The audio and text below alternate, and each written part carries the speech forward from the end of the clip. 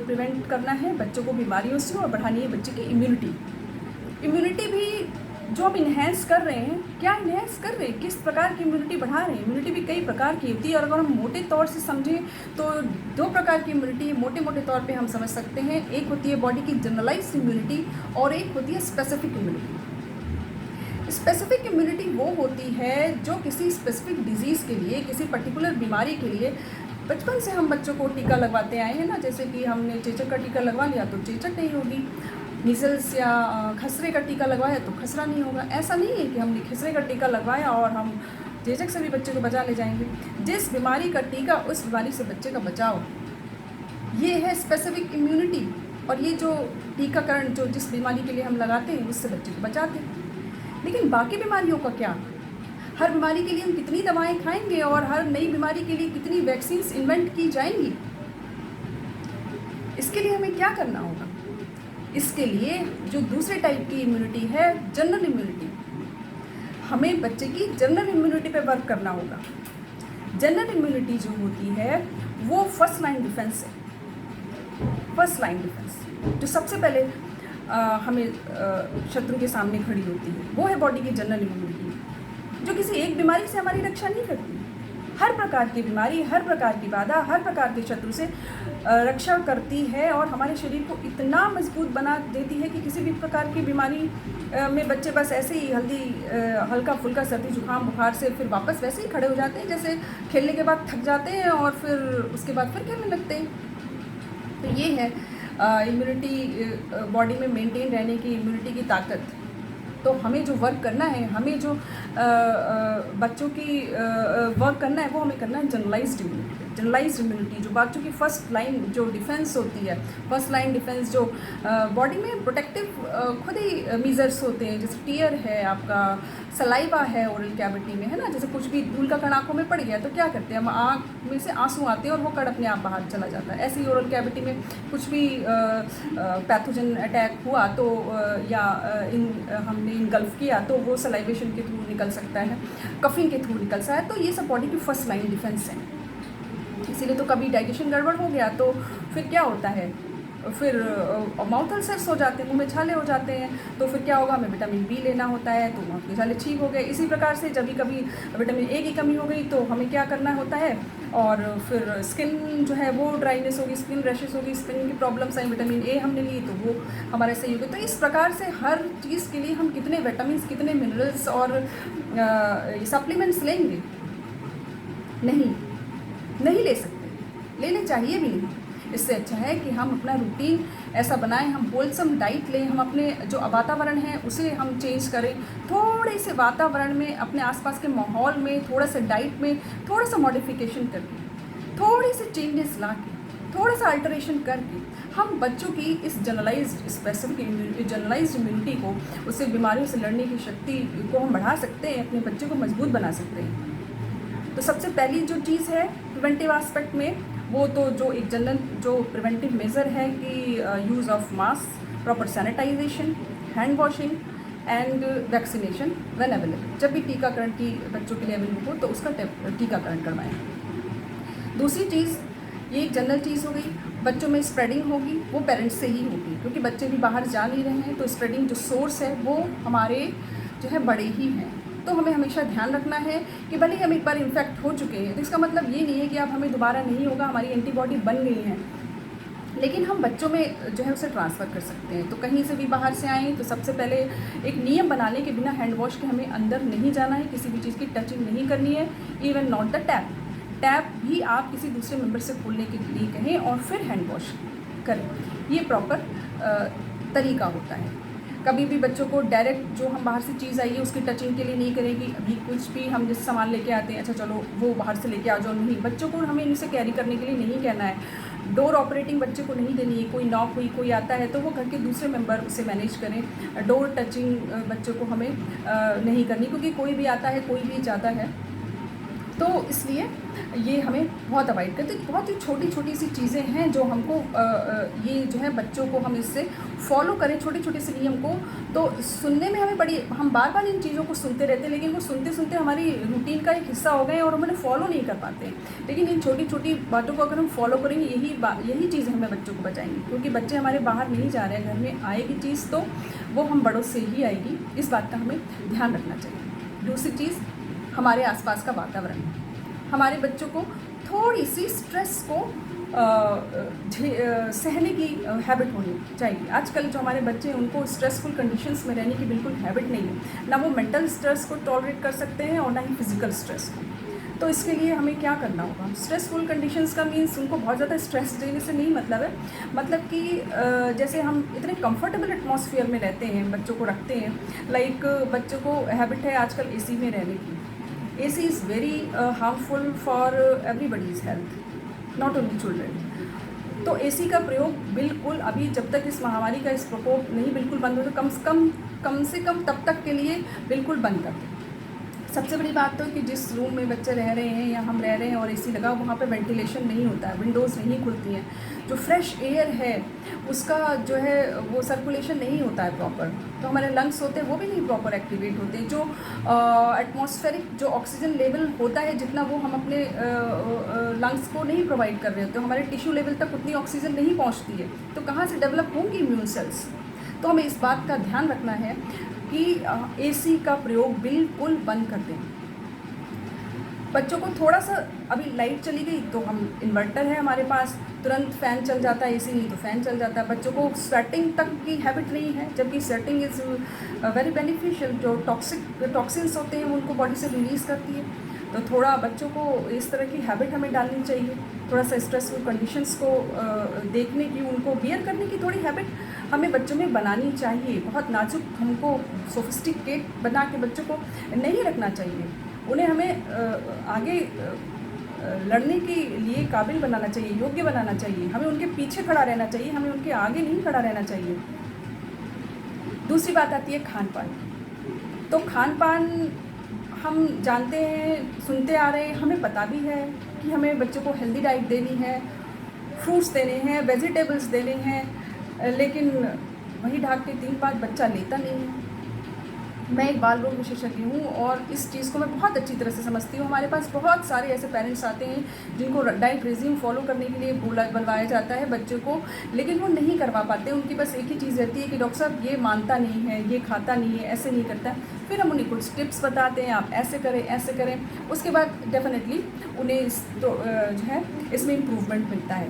तो सबसे पहले तो हमें ये ध्यान देना है कि मैदे से जो बनी हुई चीज़ें हैं वो बिल्कुल बंद कर देनी है। उनमें तो कोई अल्टरेशन भी नहीं है, वो हमें बिल्कुल बंद करनी है। मैदे से बनी हुई चीज़ें बिल्कुल बंद कर दें। जो पैक्ड फूड आइटम हैं उनका प्रयोग बिल्कुल बंद कर दें। जंक फूड्स बिल्कुल बंद कर दें। ऑयल जो है, किसी भी प्रकार का रिफाइंड जो है वो घर में बिल्कुल भी नहीं यूज़ करें। अगर हमें यूज़ करना है देसी घी का प्रयोग करें या सरसों के तेल का, या अगर तिल का तेल है तो आप उसका प्रयोग कर सकते हैं। और सरसों का तेल और देसी घी इज़ द बेस्ट। रिफाइंड का प्रयोग बिल्कुल भी ना करें। ये हो गई पहली चीज़। दूसरी चीज़ कि जो भी चीज़ें बच्चे को पसंद है, जो वो बाहर से जो उन्हें टेस्टी फूड, जो अनहेल्दी और टेस्टी फूड होता है, वो बच्चों को क्यों अनहेल्दी चीज़ अच्छी लगती है? क्योंकि वो टेस्टी है। तो हमें क्या करना है? हमें अपने हेल्दी फूड को टेस्टी बनाना है। तो हम अपने हेल्दी फूड को टेस्टी कैसे बनाएं? थोड़ा सा ऑल्टरेशन करके, थोड़ा सा मॉडिफिकेशन करके, उन्हीं खाने की चीज़ों को थोड़ा सा बदलाव करके, जो बच्चों को पसंद है हम थोड़ा सा करें। थोड़ा सा हम बढ़े, थोड़ा सा बच्चे बढ़ें, थोड़े से वो भी खाने लग जाएंगे। जैसे फॉर एग्जांपल फ्रूट्स हैं, बच्चे केला नहीं खाते हैं, फ्रूट्स नहीं खाते, बहुत बच्चे परेशान करते हैं। कोई कुछ फ्रूट खाता है, कोई कुछ, लेकिन ज़रूरी नहीं है कि जो बच्चे को फ्रूट पसंद है हर सीज़न वो मिले। और इट इज़ वेरी इंपॉर्टेंट कि हम कोई भी फ्रूट, कोई भी वेजिटेबल्स बच्चों को दें तो वो सीजनल ही दें। अगर बच्चा केला नहीं खाता है तो फ्रूट नहीं खाता, हम उसकी फ्रूट चाट बना के दें। बच्चे को कट करके उसकी जो प्रेजेंटेशन है उसको चेंज करके दें। उसमें आप नींबू मिलाइए। नींबू खुद भी अच्छा जो है विटामिन C का बहुत अच्छा सोर्स है। नींबू डालिए, सेंधा नमक डालिए, चाट मसाला डालिए। जो भी टेस्ट इन्हेंसर्स हैं, जो नेचुरल टेस्ट इन्हेंसर्स हैं, उनको आप खाने में यूज़ करें। आर्टिफिशियल टेस्ट इन्हेंसर्स को बाइकआउट करें, नेचुरल टेस्ट इन्हेंसर्स को आप जो है खाने में यूज़ करें। उसमें आप नींबू डालिए, उसमें आप सेंधा नमक डालिए, बिल्कुल उसमें थोड़ी सी काली मिर्च डाल दीजिए वो, और ये बिल्कुल खाने का टेस्ट बदल देता है, जैसा कि बच्चे को वो है। तो इससे आप फ्रूट चाट बना के दें। ऐसे ही सैलड है, इसी तरह से आप सैलड का यूज़ कर सकते हैं। कंप्लेन आती है बच्चा लौकी नहीं खाता, हरी सब्जी नहीं खाता है। अरे तो क्या ज़रूरत है हम ट्रेडिशनल वे में बच्चे को लौकी की सब्ज़ी बना के दें, उसी ट्रेडिशनल वे में हम सब्जी साग बना के दें, जैसा कि जो बच्चे को देख के ही लगता है कि ये चीज़ मुझे नहीं खानी है। नहीं खाता है साग, तो हम उसे आटे में मार के उसकी अजवाइन डाल के उसकी पूड़ी बना सकते हैं, उसके पराठे बना सकते हैं। और ये लौकी नहीं खाता है तो ठीक है, हम उसको लौकी का हलवा बना सकते हैं। बहुत टेस्टी होता है, इसमें कोई टेस्ट का कॉम्प्रोमाइज़ नहीं है। हाँ, जो आप जो है आलू खाता है बच्चा, तो आलू के साथ आप जो बीन्स, ये है आपकी सोयाबीन है, ये गुड सोर्स ऑफ प्रोटीन है। इसको छोटा सा मैश करके आप आलू के साथ टिक्की बनाएं। इसमें खड़े मसाले का प्रयोग करें, जैसे कि आपकी अजवाइन है, धनिया है, दालचीनी है, काली मिर्च है, ये मेथी है। ये जो घर के खड़े मसाले हैं, इनकी अपनी जो है मेडिसिनल प्रॉपर्टीज़ होती हैं। ये टेस्ट इन्हेंसर्स भी होती हैं, उनकी अपनी मेडिसिनल प्रॉपर्टीज़ भी होती हैं। तो इनका प्रयोग आप खाने में करें, बिल्कुल ये टेस्ट को भी चेंज करेगा और जो है वो हेल्दी भी है बच्चे के लिए। तो इस तरह से थोड़े से अल्टरेशन के साथ हम बच्चे को खाना दें। और कभी डेली एक बात का याद रखें, बच्चे जो है वो बोर बहुत जल्दी हो जाते हैं, तो कभी भी रूटीन में एक ही खाने हम बच्चे को नहीं दे सकते। अगर आपने एक दिन उनको मॉर्निंग में दलिया दिया है, तो अगले दिन आप उन्हें इडली बना के दीजिए। इडली जो है वो चावल के आटे की बनती है, सूजी की इडली बनती है, कोई हार्म नहीं करती है। बॉइल्ड इडली बच्चा नहीं खाते तो उसे थोड़ा सा घी डाल के आप उसे फ्राई करके दे दीजिए, उसका टेस्ट बिल्कुल बदल जाता है। इसी तरह से आप उनको सूजी का हलवा बना के दीजिए। एक सूजी का हलवा मीठा हो गया तो आप उसको फिर आप उसको उपमा के रूप में आप उसे नमकीन बना के दे सकते हैं। नेक्स्ट डे आप उसको इस तरह से बनाइए। इसी तरह से मल्टीग्रेन जो ये होते हैं आटे होते हैं, ये हमें यूज़ करने चाहिए रेगुलर। वो कैसे बच्चा खाए, नहीं खाता है मल्टीग्रेन आटे की रोटी, उसे अच्छी नहीं लगती है, ठीक है, तो आप उसका हलवा बना के दीजिए। आप मल्टीग्रेन आटे में थोड़े से ये ड्राई फ्रूट्स वगैरह डाल के, मखाने डाल के, ड्राई फ्रूट्स डाल के उसके लड्डू बना के बच्चे को खिलाइए। किसी न किसी फॉर्म में न्यूट्रिशन बच्चे को पहुंचना चाहिए, दैट इज़ इम्पॉर्टेंट, नॉट कि हम उसी ट्रेडिशनल फॉर्म में बच्चे को बना के दें। तो हमें बच्चे को ये कैसे हमको ये जो है पौष्टिक जो तत्व हैं ये हमें बॉडी के अंदर पहुंचाने हैं, बच्चे को कैसे खिलाना है, ये हमारी जिम्मेदारी है। ये हमें तय करना है कि हम कैसे करें। आप आजकल तो इन्वेंशन का टाइम है, लॉकडाउन का टाइम है, सब कुछ बंद है, लोग बहुत इन्वेंशंस कर रहे हैं, हर फील्ड में इन्वेंशंस हो रहे हैं। तो हम क्यों ना बच्चों के डाइट के, बच्चों के खाने पीने के बारे में हम थोड़ा सा इन्वेंशन कर लें कि कैसे हम घर में ही वो चीज़ें बना सकते हैं जो बच्चों की जो भूख होती है सबसे पहले तो आँखों में होती है। उनको देख के ही खाना पसंद और नापसंद हो जाता है 80%, और फिर खाने के बाद तो बाद में आती है। तो टेस्ट से ज़्यादा प्रेजेंटेशन वैल्यू रखती है बच्चों के मामले में, ये मेरा एक्सपीरियंस है। तो बच्चे को खाने को हेल्दी जो है फूड आइटम से टेस्टी बनाएं, प्रेजेंटेबल बनाएं, बिल्कुल बच्चे पसंद करेंगे, बिल्कुल बच्चे खाएंगे, ये गारंटी है मेरी। नेक्स्ट आती है, और हाँ ये बात ध्यान रखें कि जहाँ भी हम स्वीटनिंग एजेंट में चीनी का प्रयोग करते हैं, तो जहाँ विजिबल नहीं है या हम कर सकते हैं, बच्चा खा सकता है, तो वहाँ गुड़ का प्रयोग करें।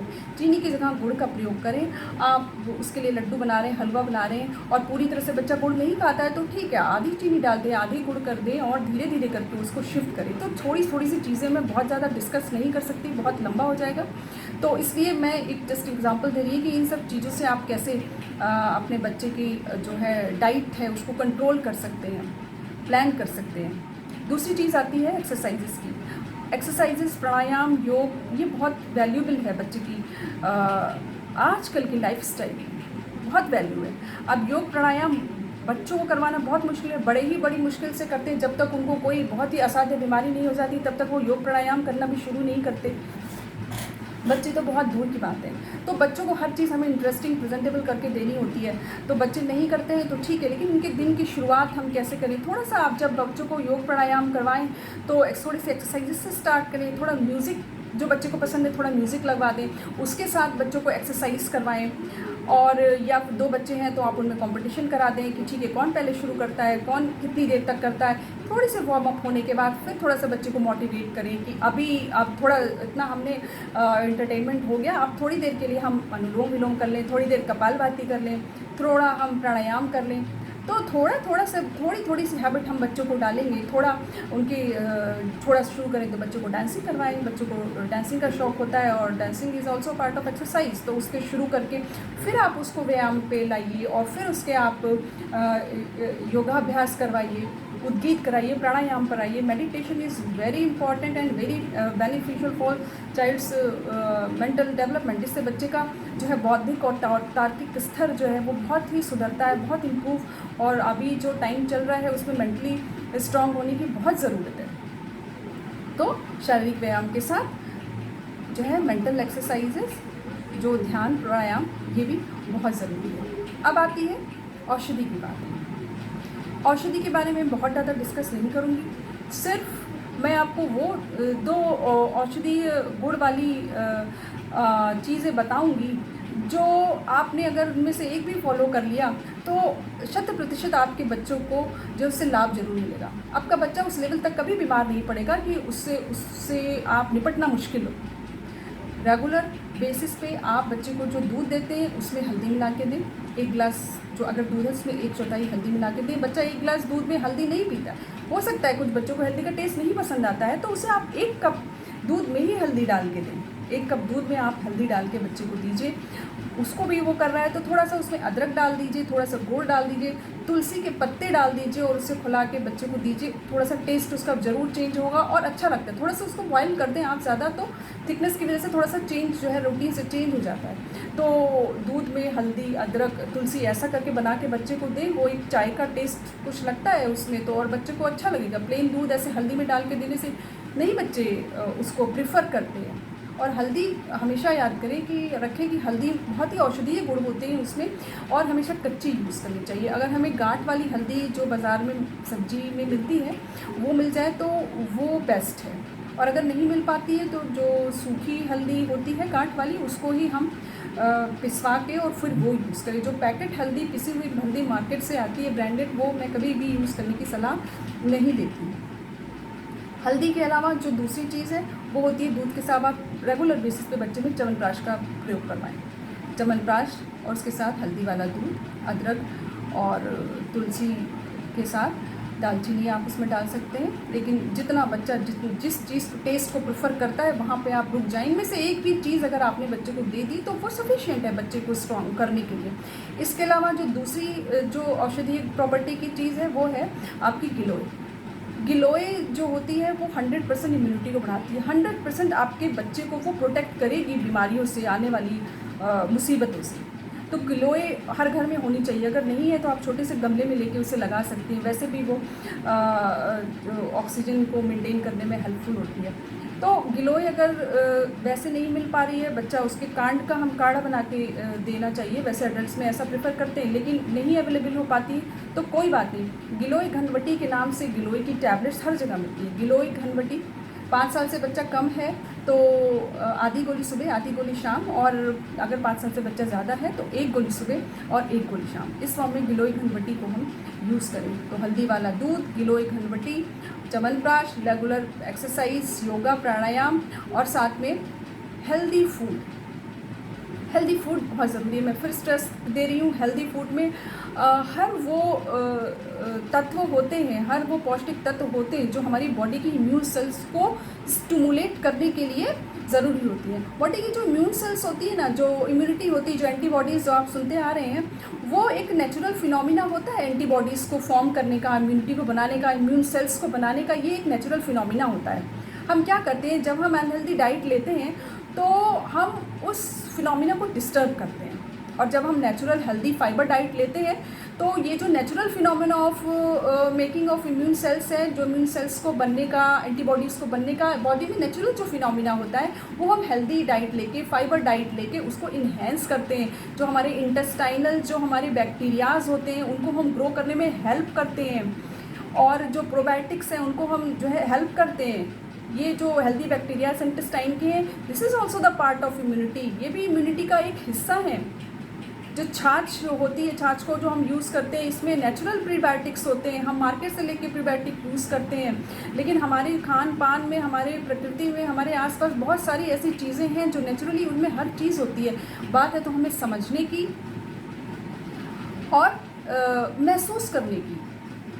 मैंने जो आज बातें कही वो आपने पहले भी सुनी होंगी, लेकिन बात वही है ना कि अगर हम किसी भी सब्जेक्ट को, किसी भी टॉपिक को पढ़ते हैं तो हम 10 राइटर्स की बुक्स पढ़ते हैं और हमें किसी एक राइटर की बुक ज़्यादा अच्छी लग जाती है या ज़्यादा समझ में आ जाती है। तो इसलिए मैंने आज आपको अपनी बातें शेयर की कि हमारे जो बच्चे, हमारे जो देश का भविष्य है, शायद मेरी कोई भी बात आपके जहन में उतर जाए और आप उसे फॉलो करें और हम अपने बच्चों की जो है वो मजबूत बना सकें और अपने बच्चों को इस आने वाली महामारी से बचा सकें। यहीं पे मैं अपनी बात को विराम देना चाहूँगी।